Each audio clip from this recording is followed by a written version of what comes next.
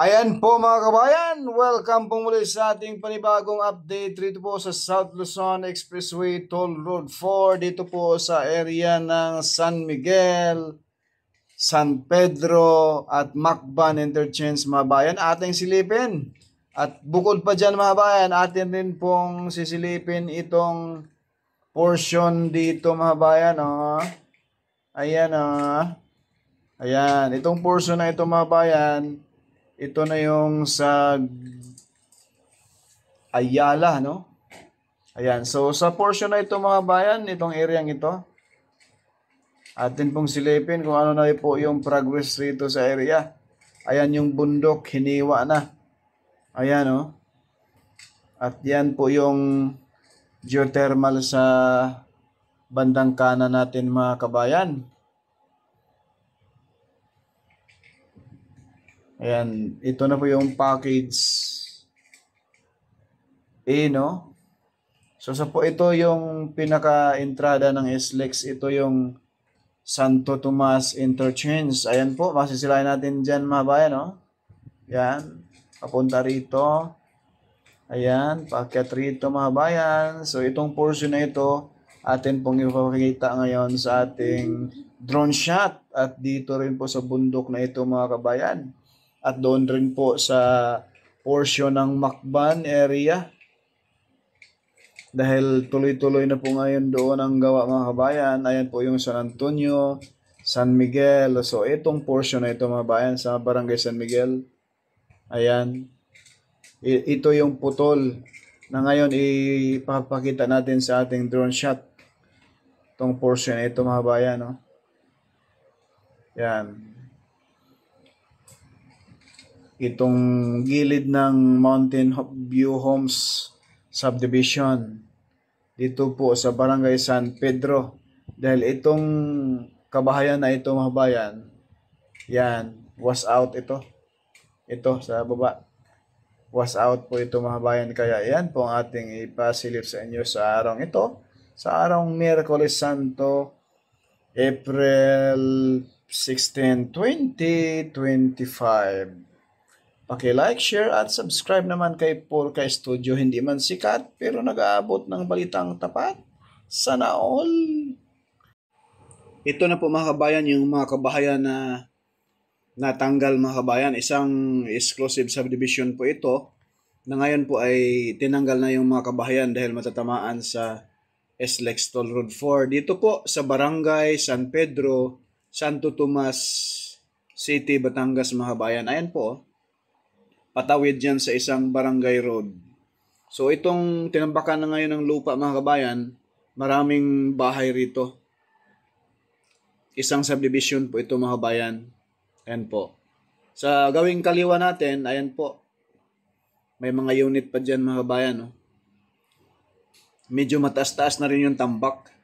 So itong bahay sa gawing right side, yung kulay maroon na may bubong, posibleng matatamaan din, mapikyasan yan mga kabayan. Posibleng maglagay sila rito ng concrete box culvert. Ganito po ang gagawin dyan mga kabayan. Ito yung ilagay dyan sa barangay road na yan. Yung kaharap sa ating kamera ay approaching na po yan sa View Homes Subdivision.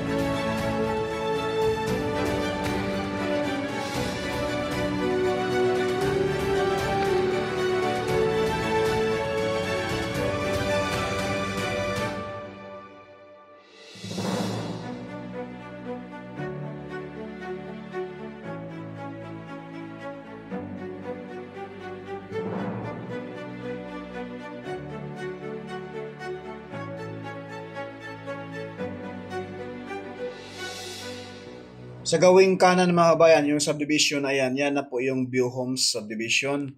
So ayan na po yung putol dati pa, matagal na. No? Ayan na po yung karugtong mga kabayan. Na matagal na po yan, almost 2 years na po, 1.5 years, no? Ayan po, may tambak, nagtambak na po sila dyan papunta rito. Dahil ilog po yan dyan sa baba natin mga kabayan. So yung portion na yan ay sa unahan ay yan na po yung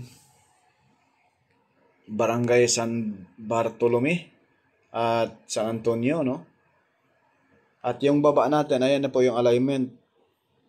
So wala pang tambak. Ito yung package A, no? Medyo malaking challenge po dito mga bayan. Posible yung baba natin, yung mga may-ari ng lupa dyan, hindi pa nabayaran. Kaya hindi pa nila magalaw-galaw. Ay napakalaking subdivision na yan mga bayan, no? Sa paanan ng Mount Makiling. So, gawing kanan, doon po tayo galing kaganina mga kabayan sa right side natin. Yung mga kabahayan na sa isang subdivision na talagang was out. So, lipat tayo roon sa Calamba mga kabayan. So, narito na po tayo sa Santa Elena, no? Isang subdivision dito po sa Ayala, sa may Calamba, Laguna po ito. Ayan po, mataas na rin po yung tambak. Ayan na po yung bundok na tinuro natin kaganina sa mapa.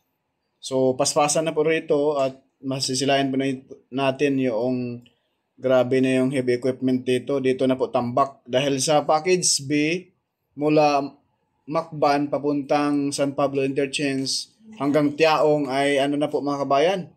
Halos kompleto na po ang simento roon. Ayan po, masisilayan po natin yung Mount Makiling. Napakaganda naman tingnan eh. Once na ito yung matapos na itong SLEX Toll 4, talagang mabubusog ang yung mga mata rito mga bayan sa napakaganda yung mga tanawin.